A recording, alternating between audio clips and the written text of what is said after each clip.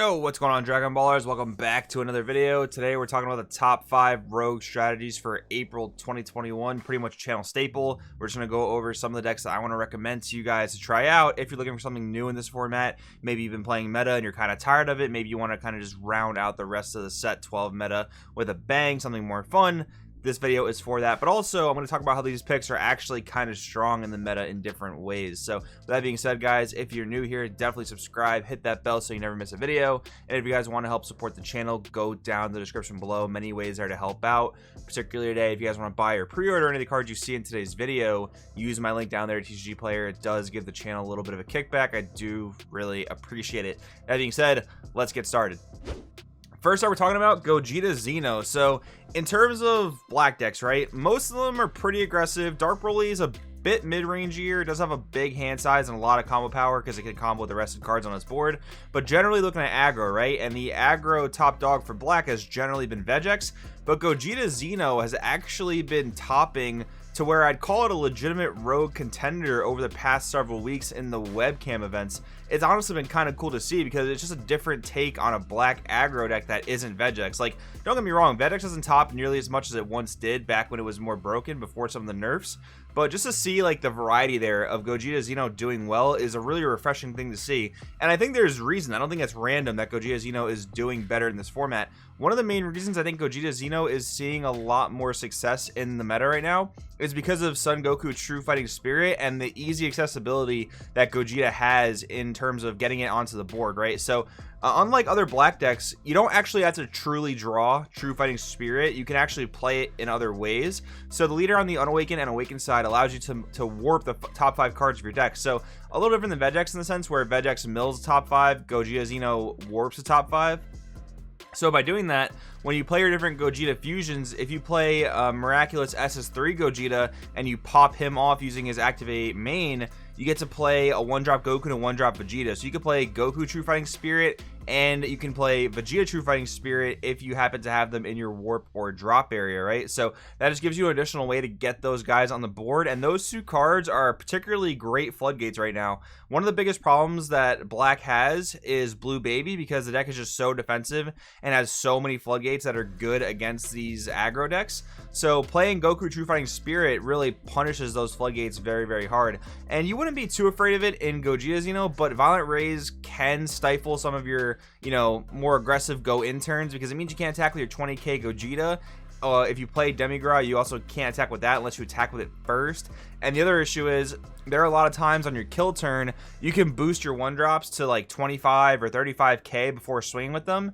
And if you get Violent Raid, that could be a big problem. So Goku True Fighting Spirit is great against that. And then Vegeta True Fighting Spirit's also good because of Blue Baby. So if they want to use like Dimension Magic or Revenge Big Bang Attack, they're gonna also have to warp cards in order to untap. And if you play against a random, like, I don't know, Blue Yellow Mecha or other random blue strategies, that's also going to come in handy, right? So I think the silver bullets that Gogeta Xeno has access to that I can play to the board relatively easily definitely allow it a pretty interesting leg in the competition of the current meta.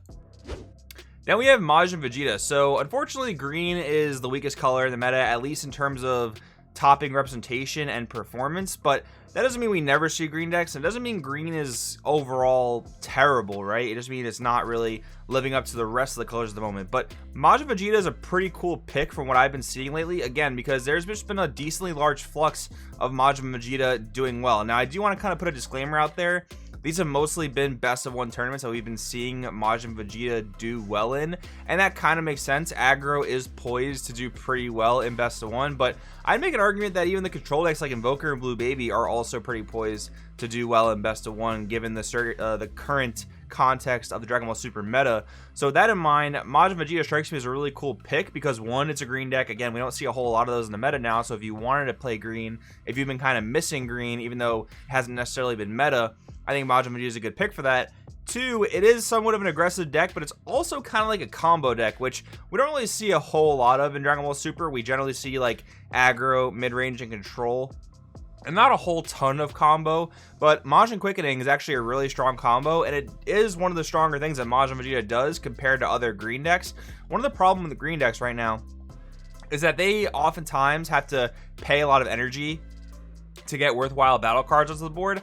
And that's not the worst thing, because they do have like free unison defense with Dormant Potential Unleashed and Frieza Charismatic Villain, so they do have a way to kind of make up for that. But Majin Quickening kind of just gives you the best of both worlds, where you have a free turn 3 play, roughly turn 3, can't even be turn 2, that just gives you a whole ton of value. A boo that punishes your opponent from attacking your leader, and then oftentimes a slug that doesn't allow your opponent to attack your leader or unison. He's also a 25k triple strike, or you just go into the old school Majin Vegeta combo, going with a 25 dual attack double striker 7-drop, right? So I think the deck brings a lot of interesting things to the table. And then next up, guys, believe it or not, I want to recommend to you Red Broly as a kind of more rogue deck than it's been in the past. So here's the kind of history of Red Broly, right? Beginning of set 11 and even set 12 format, this deck was looked at as a very, very scary deck, and I think it still does a lot of oppressive things against the right matchups. It has really, really bad matchups, which kind of play against the deck's you know, kind of overall feeling of oppression. I think the community kind of holds towards it, but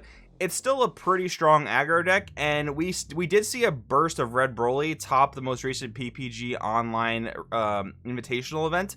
So with that in mind, I want to recommend it to you guys, but there's also another reason I want to recommend it to you guys, and that's because Broly Astonishing Potential has fallen significantly in price since release. On release, this card was anywhere from $50 to $80, depending on how well the deck was doing in that given week. But now, the non-foil copies of Broly Astonishing Potential are sitting at about $16, $17. That's such a far drop from where it once was. So if you were ever interested in Red Broly, if you want to try something more aggressive, or if you just like the character in general, whatever the case is, if you want to try this deck, I would say now is the time to do it. Piccolo Jr. Unison is still kind of expensive. It's definitely the best in slot Unison for the deck, but Kale Unison could be a pretty decent budget alternative if you do want to keep this deck more budget friendly. And the nice thing about this deck is you don't need an SCR at all. SS4 Broly is so non-essential for this deck to do well. Like, I played this deck at a PPT qualifier and got top 4 without main decking a secret rare. And after the weekend, I would have honestly cut the secret rare from my side deck. Like, the deck just doesn't need it. If you play the 6-drop Red Broly, odds are you're going to win that game against most players in the game. Against a highly skilled player that knows what they're doing, that has the right defenses, that can be a bit of a different story. But that 6-drop just carries you so hard that I don't think you need a secret rare in any sense. So if you want to play a secret rareless deck, save some money, maybe even go with a budget Unison, I think you can do some pretty cool things with Red Broly given its lowered price point. Then we have Blue Zamasu. So if you guys have been following the meta breakdowns the past few weeks, you guys would have seen the NJ 1K that there was a few Zamasu that made top 4. I do have the deck profile here on the channel, and I think it's cool just to see Blue doing something other than Blue Baby, right? Because Blue Baby is a very specific type of deck. But when you take mid-range, there's just a lot more flexibility. Something like Zamasu, which is more mid-rangey, the possibilities almost become kind of endless. So I think when you're looking for something blue that just does something a bit different than Blue Baby, maybe just, you know, interacts a bit more with the opponent, gives you a bit more of that back and forth game, whereas Blue Baby just wants to secure the game from the get-go and not really let the opponent do too much. Zamasu seems like a good pick. The leader is just a value powerhouse. Attacking twice and also drawing twice and also having built-in removal within the leader itself is honestly a really insane effect. So the only downside I really see with this leader is how dependent it is on opening very specific cards to get awakened. So for instance, you need either 2 copies of Zamasu Cosmic Trader or 1 copy of Zamasu Cosmic Trader and the Xeno Unison. Not seeing those can put you in a pretty tricky spot, but one thing for Evolution Booster that I'm actually very, very interested in with Zamasu, I haven't personally gotten around to testing it yet or trying it out, but Majin Buu Tide Turning Absorption is a Buu that gets its skill when it's removed from your energy by your leader skill. Zamasu does that to gain effects, and the whole thing you do with this Majin Buu Tide Turning Absorption, you can put Prodigious Absorption Majin Buu into play, which in essence is a 1 energy Obuni. You get the 20k barrier Buu, which spams a 15k token every turn. So for 1 energy, you start doing that much earlier than Obuni, and you know, depending on how long your Buu lives, which has barriers so it can live for a long time, you're just going to keep spamming out tokens to pressure the opponent. So I think it's a pretty cool concept to mess with. I did want to recommend it to you guys now that, you know, Zamasu has some more weight under its belt and Evolution Boosters out. This combo is now a possible thing. And then finally, guys, talking about Soul Striker Genema. This is a pretty cool one because over the past few weeks, this deck has actually seen consistent top cut representation in some of the online events. So I think it's a kind of cool angle to attack it from. But the other thing is, like, when set 12 was revealed, the Genema engine actually saw a lot of popularity. People were really messing with it a lot.